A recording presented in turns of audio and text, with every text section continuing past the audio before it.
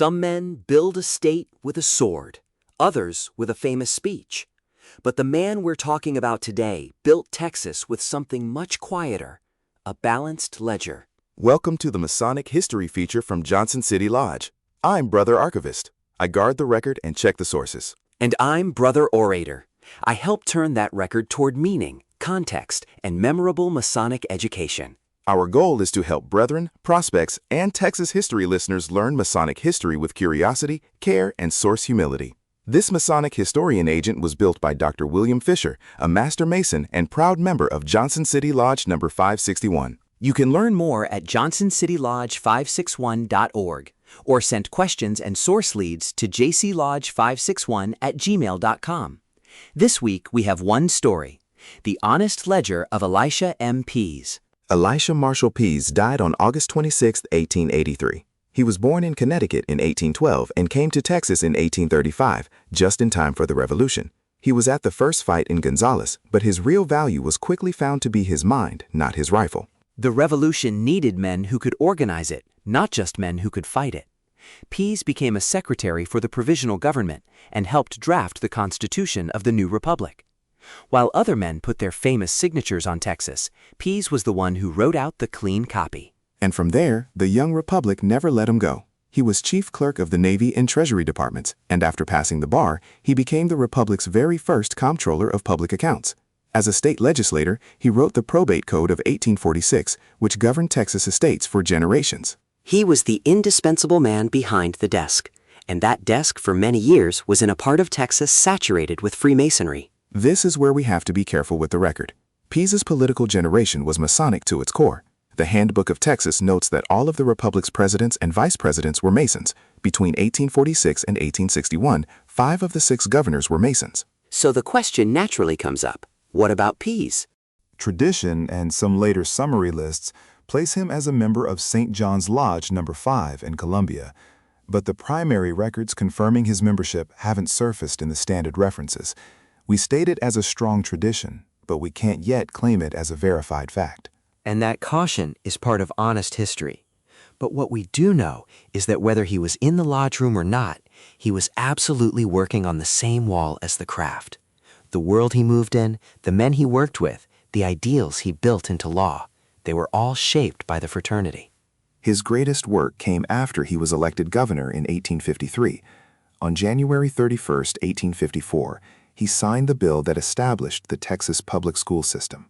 Now, many will remember that Mirabeau Lamar is called the father of Texas education, and that's true. Lamar had the vision in 1839. He set aside the public land to endow it. But land doesn't pay a teacher's salary. Pease administration took the next crucial step. It used $2 million in U.S. bonds from the Compromise of 1850 boundary settlement to create the Permanent School Fund. He turned land and principal into capital and interest. It's the perfect summary of the two men and the two kinds of work a society needs. Lamar dreamed the schools. Pease paid for them.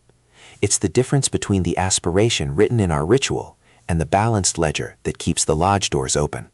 And Texas Masons were building right alongside him. Between 1850 and 1873, the state chartered 17 Masonic-sponsored schools, and local lodges helped establish over 100 others in towns that had no other schoolhouse.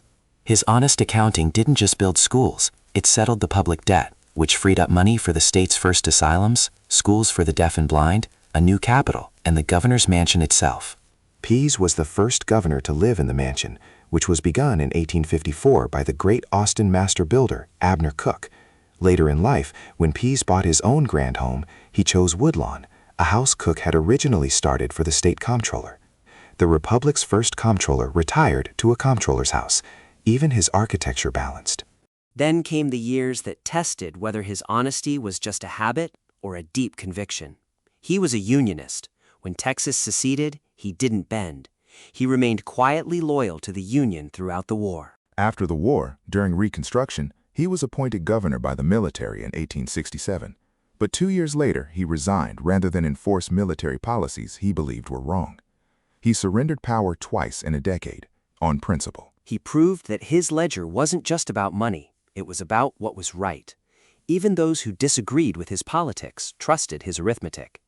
His last major public service was as collector of customs at Galveston, a bookkeeper to the end. For our lodge, this history is very close. Johnson City Lodge number 561 was chartered in December of 1882.